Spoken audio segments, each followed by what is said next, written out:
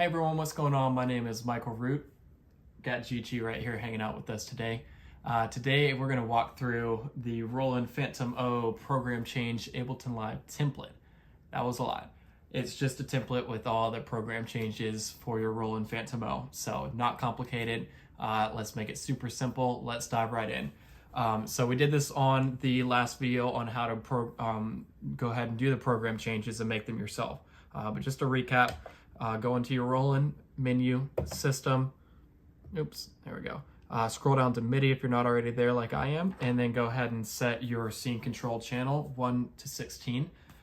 If you're confused on any of that, go back to the last video on how to have Ableton Live control your program changes in the Roland. Let's talk about connection type again. Super easy, MIO XM. I've got 5-pin DIN MIDI, USB-C to the computer. If you need any help making MIDI connections, like I said, Will Doggett's the guy from Studio to Stage.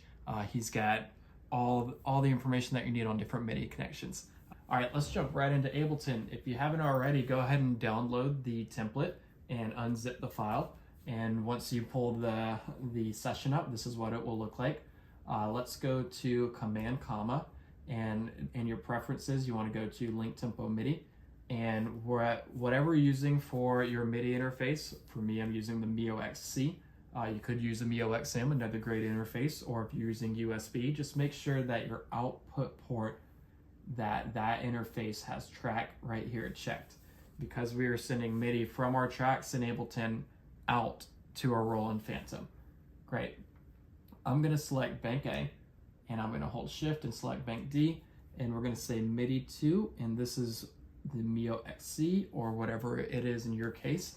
And I am on channel 1, as we did at the start on the Roland Fantom in the system settings. We are on channel 1, so that is all good to go. Let's go ahead and test out a few of these. So I'm going to click on A number 7. Let me exit out of here on the Roland Fantom, and we'll jump you to the Roland Fantom. And I'm going to press on my laptop A7, and it brings us to A7. Let's go to D17, and we are at D17. Let's go for one more. Let's go to B124. B124 is on the Roland. So you have all the patches for all the scenes in this template. All right, so now I'm going to open up a Ableton Live set that I have actual songs in, and we can talk about how we can use this template to program songs and sets. If you're following Will's format from Studio to Stage format, you'll want to program those program changes at the song level. That way when you drag the song into the set, it'll carry all those program changes in there. So if we jump into Ableton, you can see that I put my MIDI track as one of my global tracks towards the very bottom. That way, again, whenever I go to build my set for my formatted songs, everything drags in there. If you have a lot of stuff, you could group your MIDI tracks however you want to do it. That's how I like to do it here. So for here, this is my live set, so we're going to go ahead and change this to MIO XC, and then we can go to our Ableton Live browser, right? Under my desktop, that is where I put the Roland Fantom O template in that project, so we'll drop that down. That's our set, we'll drop that down, and now we have access to Bank A, Bank B, C, and D. So let's say we're programming false reality, right? For ease, I'm gonna put the grid to 1 bar, and say at the chorus, say I wanted Bank A, I want program 43. Well, as soon as the chorus hits, not during the count, I don't want to put it right here, unless I have to play a pickup. That's where, you have to use your discretion on what you're playing.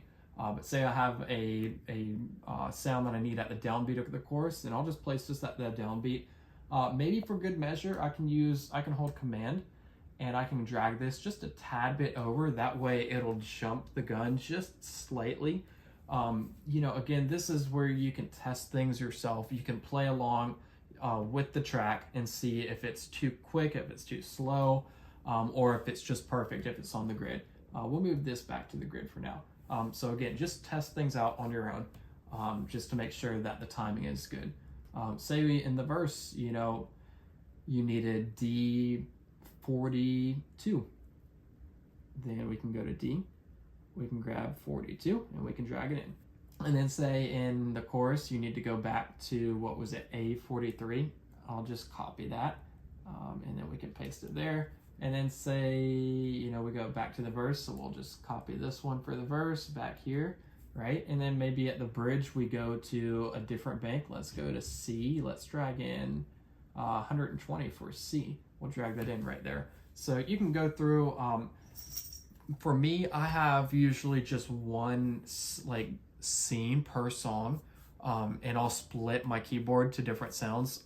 There are 1 or 2 songs that I have multiple scenes per song, and they will change in the middle of the song.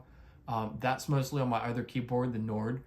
So you can, you know, however you want to organize those, that's completely up to you. So let's talk about, you know, you're in a rehearsal, right? You know, you're jumping around from songs, different sections of songs.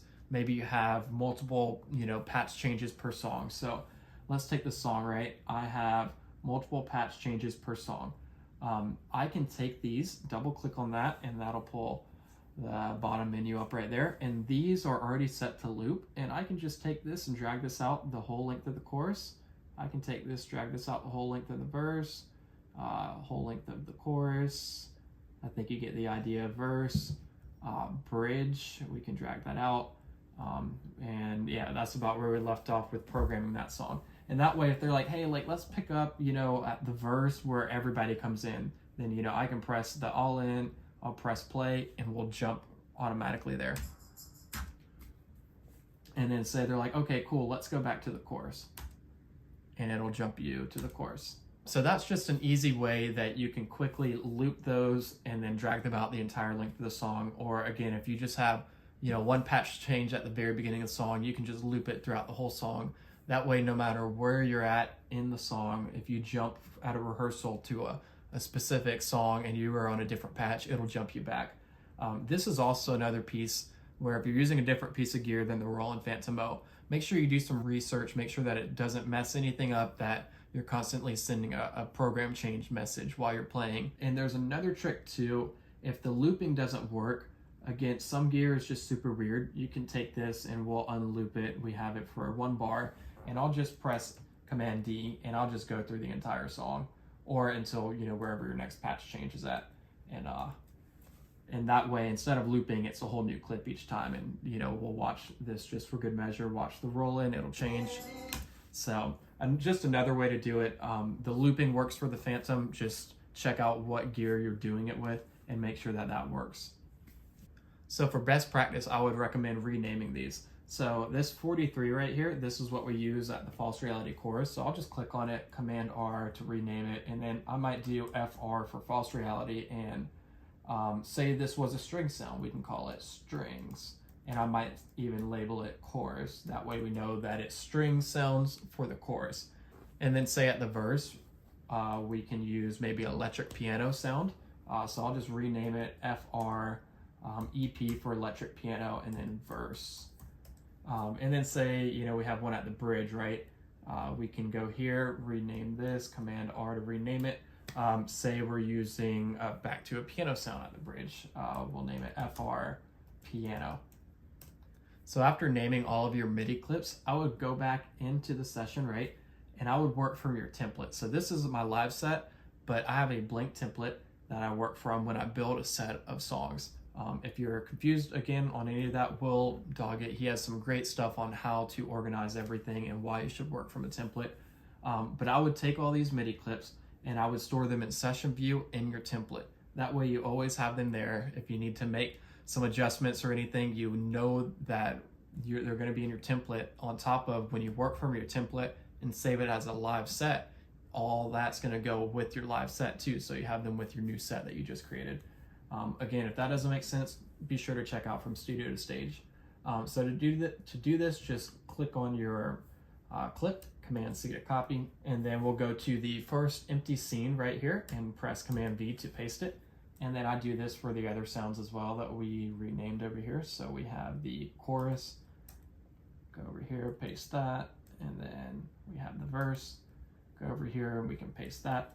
Okay, so let's say I was to go and update my song files with all of my program change stuff. I saved it into my template, right?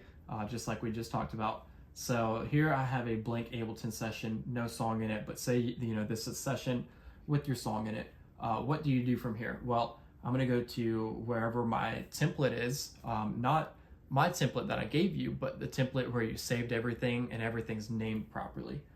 For this example though, we will use my template, but in your case, this will be however you named your program changes. And so I'm just gonna take this, so we have our project, we have our set, and then these are our MIDI tracks right here, and I'm just gonna take this and you drag them wherever it makes sense for you. For me, that's below all of my other global programming tracks. So I'm just gonna drag this in, bank A, and then make sure that you route it out to the correct MIDI output. And so now we have bank A. Again, you can rename that whatever. So like I'd probably just name it Fantom O program change, PC for program change. And then now you open that up, and these will be all your named clips that you have saved from your template. So I hope all that makes sense. I hope everything's helpful. Again, best practices is to name how you have your sounds organized in the Roland Fantom, however it makes sense for you. Go and save that into your template. From there, open up your individual song files, drag in that new MIDI track from your template into there, and then go ahead and save that into that song file, and you'll have everything in there, and you can quickly program from the browser. So I hope this has all been super helpful. If you have any questions or need any clarification, please leave a comment. And if you want to see more content like this coming up, then be sure to subscribe, like this video, and then also check us out on Instagram at Ableton_keys.